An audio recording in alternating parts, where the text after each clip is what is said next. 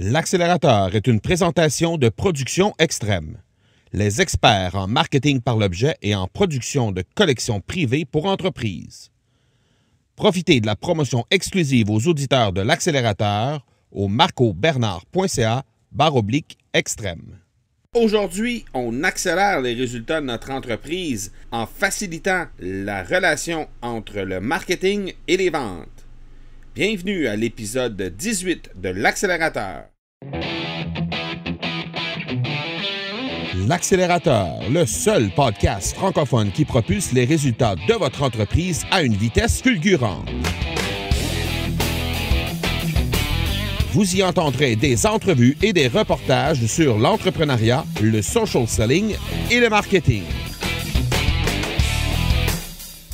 Je suis votre hôte, Marco Bernard. Salut tout le monde! Marco Bernard avec vous en ce beau mardi.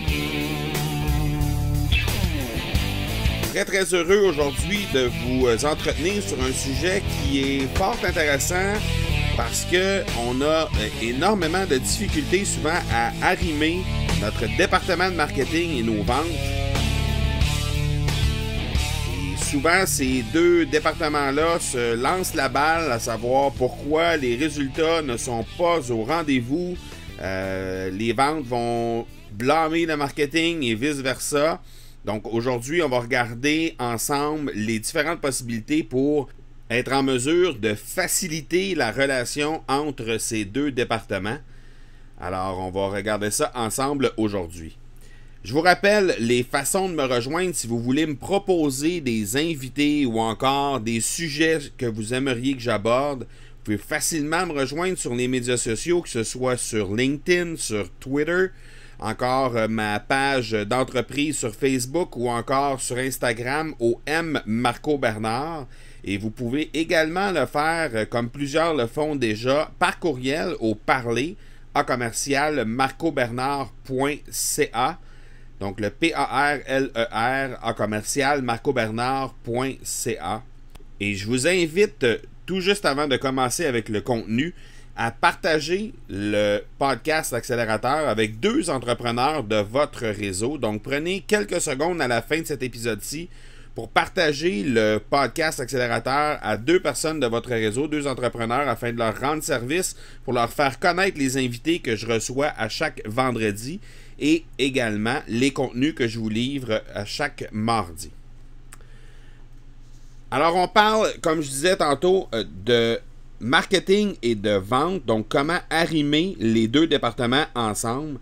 Et il y a quelques façons faciles de faire en sorte que le marketing va bien aider l'équipe de vente, va venir en support de belle façon à l'équipe de vente. Et la première chose qu'on peut facilement faire, c'est de mettre de l'avant des études de cas. Donc, des études de cas, ça peut être simplement des clients satisfaits, des témoignages qu'on va récupérer pour être en mesure de mettre sur notre site Internet ou encore dans différentes brochures publicitaires.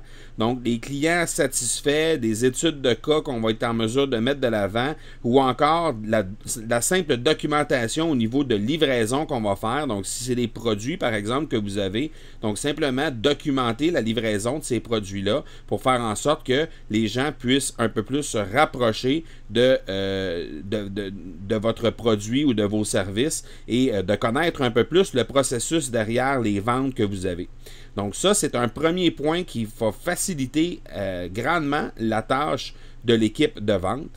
Le deuxième point que l'équipe marketing peut faire pour faciliter la tâche de l'équipe de vente, c'est d'utiliser le marketing de contenu. Marketing de contenu au sens large, j'entends là-dedans, ça peut être aussi bien un podcast comme vous êtes en train d'en écouter un présentement, ou ça peut être des blogs, ça peut être un blog personnel au niveau de l'entreprise, là, un blog directement hébergé sur le site de l'entreprise, ou encore des blogs invités. Donc, vous pouvez être blogueur invité, que ce soit sur des sites d'experts de votre domaine d'expertise. Donc, vous allez à ce moment-là vous rapprocher un peu plus de votre clientèle et vous allez faire figure d'expert dans votre domaine. Donc, le blog est un outil de marketing de contenu qui est vraiment utile. Ça peut être également des vlogs qu'on va aller mettre tout simplement en hébergement sur YouTube. Vous savez que YouTube, c'est un outil qui est vraiment très, très bien référencé. Donc, vous allez être en mesure de récupérer énormément de trafic en provenance de Google, entre autres, et dans les engins de recherche, si vous hébergez vos vidéos sur YouTube. Ça peut également être des vlogs qui sont hébergés de façon privée sur votre site Internet. Donc, bref, le marketing de contenu est un outil qui va être vraiment très intéressant pour faire en sorte que la vie de votre département des ventes va être un peu plus facilitée. Troisième point que vous allez être en mesure de faire au niveau de l'équipe marketing, c'est des communiqués de presse. Donc, le but dans tout ça, c'est de faire parler de nous, de faire du bruit dans le domaine dans lequel vous œuvrez et de faire parler de votre entreprise, peu importe la raison. Donc, dès qu'il y a une nouvelle qui mérite un peu d'attention, n'hésitez pas à faire des communiqués de presse. Vous ne savez jamais quand les médias vont récupérer ces communiqués-là pour les émettre dans leur publication. Et à ce moment-là, ça devient des outils qui deviennent vraiment très, très intéressants. Le but dans tout ça, c'est évidemment de faire parler de vous, mais c'est aussi de faire en sorte que les gens vont avoir une impression de vous connaître de façon un peu plus approfondi, un sentiment de proximité avant même que les gens, que votre équipe de vente ne les contacte. Donc, il va y avoir une espèce de sentiment que les gens vous connaissent déjà parce qu'ils vont être en contact avec, que ce soit la documentation que vous utilisez pour vos différentes livraisons ou les différents produits que vous livrez ou le développement de vos produits, peu importe, ou encore le marketing de contenu que vous allez faire ou les communiqués de presse que vous allez faire, pardon. Donc, le but, c'est de faire du bruit, de vous faire connaître et de faire en sorte que les gens vont parler de vous. Et de cette façon-là, ben, les gens vont se sentir un peu plus près de vous. Et au moment où l'équipe de vente va entrer en contact avec l'éventuel client, avec le prospect ou avec des clients, à ce moment-là, ça va être beaucoup plus facile pour l'équipe de vente de finaliser justement cette vente-là parce qu'ils vont avoir entendu parler de vous en long et en large tout au long du processus là, qui va y avoir eu précédent cette vente-là. Il y a aussi l'infolette qui peut être vraiment très intéressante pour garder contact avec votre clientèle. Donc, le fait d'être en contact constant avec cette clientèle-là va faire en sorte que au moment où ils vont être prêts à acheter chez vous ou un produit que vous offrez, ben ils vont avoir, vous allez rester top of mind, comme on dit, là, constamment à l'esprit de vos clients, de vos prospects, et ça va faire en sorte qu'ils vont penser à vous au lieu de penser préalablement à un compétiteur. Dernier point que l'équipe de marketing peut utiliser pour faciliter la tâche de l'équipe de vente, c'est l'utilisation des outils pour donner un peu plus de data, de données pour éventuellement closer les clients. Donc, souvent, les équipes de vente, ce ne sont pas des gens qui sont très, très axés sur l'analyse des statistiques de leur page, de comment ils convertissent leurs clients. Donc, ce n'est pas nécessairement des gens qui sont très, très axés sur les données nécessairement. Et il y a des outils qui existent qui vont leur permettre à cette équipe de vente-là, justement, de voir à quel moment dans leur présentation ou dans leur page de vente, par exemple, qu'ils vont faire sur le site Internet ou peu importe à quel endroit. Il y a des outils qui existent comme Crazy Egg, par exemple, qui va être en mesure de regarder le mouvement de la souris, regarder à quelle vitesse les gens font défiler la page, à quel endroit ils s'arrêtent sur la page, à quel endroit les gens vont cliquer, comment la souris se promène. Donc, nécessairement, quand la souris se promène, en général, ça va être que les yeux vont suivre un peu cette espèce de mouvement-là. Donc, c'est à ce moment-là que vous allez être en mesure d'améliorer les présentations de vente que vous faites, que votre équipe de vente fait, et de faire en sorte justement de faire réussir encore mieux les outils de vente et éventuellement de closer plus de ventes, évidemment.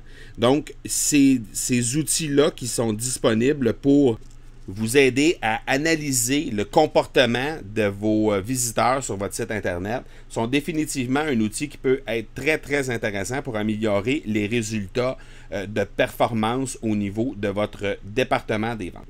Voilà donc qui termine l'épisode 18 de l'accélérateur qui nous parlait aujourd'hui de marketing, comment l'équipe marketing pouvait aider à notre équipe de vente. Et au prochain épisode, je reçois une jeune Française du nom de Stéphanie Fiori qui m'a été donné de rencontrer sur la plateforme LinkedIn. Stéphanie est une experte et conseillère au sein des entreprises, spécialement au sein de jeunes entreprises pour améliorer et mieux gérer leur plateforme de réseaux sociaux.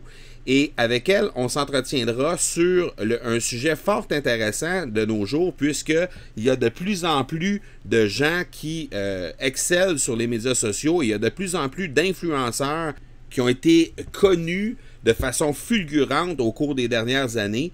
Et Stéphanie va nous entretenir sur la façon de gérer, la façon d'approcher ces gens-là et la façon d'entrer en contact et de gérer comment on peut bénéficier de l'exposure de ces gens-là, de ces influenceurs-là, afin d'améliorer les résultats de notre entreprise. Donc, c'est définitivement un épisode que vous ne voudrez pas manquer. Le prochain épisode, l'épisode 19, avec Stéphanie Fiori comme invitée. Alors voilà qui termine l'épisode 18 de l'accélérateur. Je vous donne rendez-vous dans 3 jours pour l'épisode 19.